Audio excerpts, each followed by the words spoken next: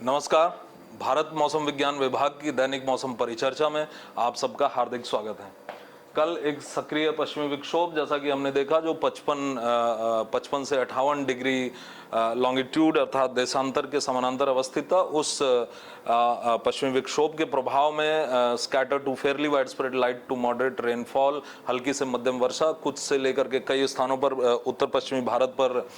महसूस की गई और उसके साथ साथ स्क्वेली विंड्स, तेज हवाएं भी महसूस की गई पूरे दक्षिणी पंजाब, दक्षिण हरियाणा, राजस्थान और पश्चिमी उत्तर प्रदेश के पश्चिमी हिस्सों पर। तो आज ये पश्चिमी विक्षोभ, जैसा कि हम यहाँ देख सकते हैं कि आज ये 70 डिग्री देशांतर के पूर्व में जा चुका है और इसका प्रभाव लगभग नगण्य प्रभाव होगा आज पंजाब, हरियाणा और राजस्थान और पश्चिमी उत्तर प्रदेश पर। लेकिन चूंकि अभी भी कल के जो चक्रीय परिसंचरण थे, साइक्लोनिक सर्कुलेशंस थे निम्न क्षोभ मंडल में, वो आज भी विद्यमान है। एक चक्रीय परिसंचरण दक्षिणी पाकिस्तान और उससे सटे हुए दक्षिण पश्चिमी राजस्थान पर है, जबकि दूसरा पंजाब और उससे सटे हुए सेंट्रल पाकिस्तान पर है। तो इनके प्रभाव में कुछ लाइट टू मॉडरेट, हल्की से मध्यम थंडरस्टॉर्म एक्टिविटी और तेज हवाएं 30 से 40 किलोमीटर प्रति घंटे की, और साथ ही साथ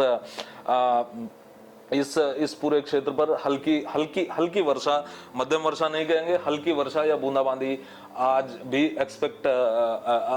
उसकी आज भी आशंका रहेगी। लेकिन कल से, जैसा कि हम देखें, कल से ये पूरा क्षेत्र पूरी तरह साफ हो जाएगा और जैसा कि आप देख सकते हैं पूरी तरह वार्निंग फ्री एरिया है और जो मैक्सिमम टेम्परेचर्स हैं, जो कि 43 से 44 डिग्री सेंटीग्रेड तक परसों तक थे, अर्थात 16 मई तक रिकॉर्ड किए गए थे, वो कल 40 डिग्री या उसके नीचे आ गए इस पूरे पंजाब, हरियाणा, पश्चिमी उत्तर प्रदेश और राजस्थान पर। वो कल से फिर से उनमें वृद्धि प्रारंभ हो जाएगी और फिर से ये जो तापमान है ये 42-43 डिग्री सेंटीग्रेड के आसपास ये पहुंच जाएंगे और इसके प्रभाव में फिर से हमें वेस्ट राजस्थान, पश्चिमी राजस्थान, दक्षिणी उत्तर प्रदेश और उत्तरी मध्य प्रदेश पर हमें फिर से एक बार हीट वेव कंडीशंस यहाँ पर देखने को मिल सकती हैं 20 तारीख, 21 तारीख और फिर 22 तारीख को। और फिर हम चूंकि और इसके साथ साथ हीट वेव कंडीशंस हमारी पंजाब और हरियाणा पर हम नहीं एक्सपेक्ट कर रहे हैं, उनकी हम आशंका नहीं कर रहे हैं, क्योंकि जैसा कि अभी तापमान 40 डिग्री से नीचे चल रहे हैं और हम ये हमें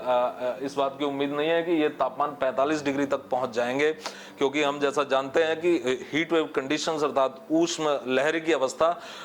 तब मानी जाती है जब वास्तविक अधिकतम तापमान 45 डिग्री सेंटीग्रेड पहुंच जाए या फिर वास्तविक अधिकतम तापमान 40 डिग्री सेंटीग्रेड और उसका जो सामान्य तापमान अर्थात पिछले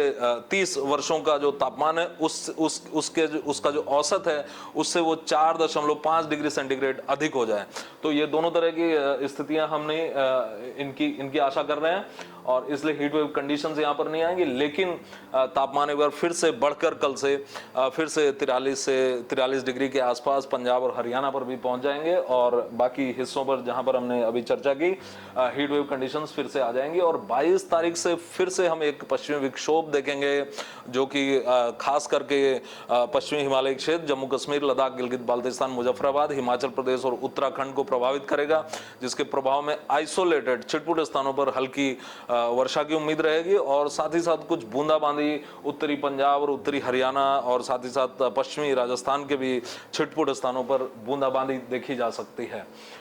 तो उसके बाद यदि हम आते हैं हमारे पूर्वी उत्तर प्रदेश पर, पूर्वी भारत पर, तो पूर्वी भारत की यदि बात करें तो पूर्वी भारत पर कल पश्चिम बंगाल का जो पश्चिमी हिस्सा झारखंड से सटा हुआ हिस्सा है और उसके साथ में झारखंड का जो पूर्वी हिस्सा, इस क्षेत्र पर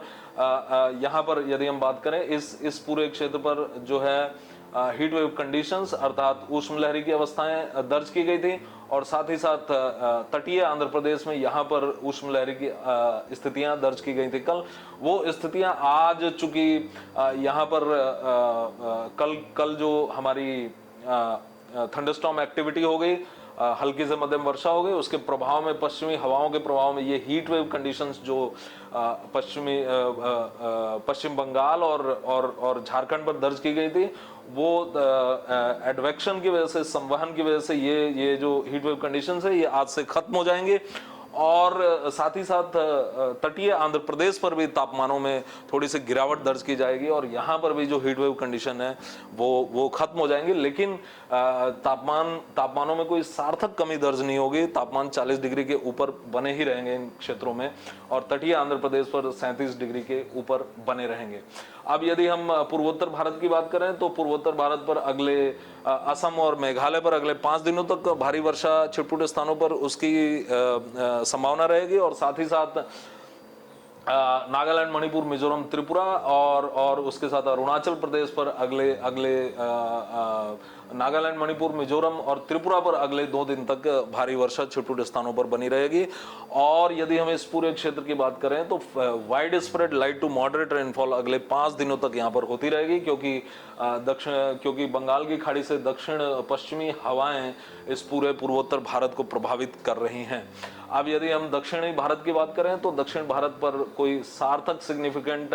वेदर एक्टिविटी की संभावना नहीं है। हालांकि केरल पर और तमिलनाडु पर छिटपुट स्थानों पर थंडरस्टॉर्म एक्टिविटी अगले 5 दिन तक चलती रहेगी। और यदि हम इसको पूरी समग्रता में यदि देखते हैं कर्नाटक, आंध्र प्रदेश, तेलंगाना, तमिलनाडु और केरल को, तो यहाँ पर आइसोलेटेड छिटपुट स्थानों पर हल्की वर्षा की स्थितियां अगले 5 दिन तक रहेंगी और 22 तारीख से इसमें थोड़ी सी वृद्धि होने के आसार हैं।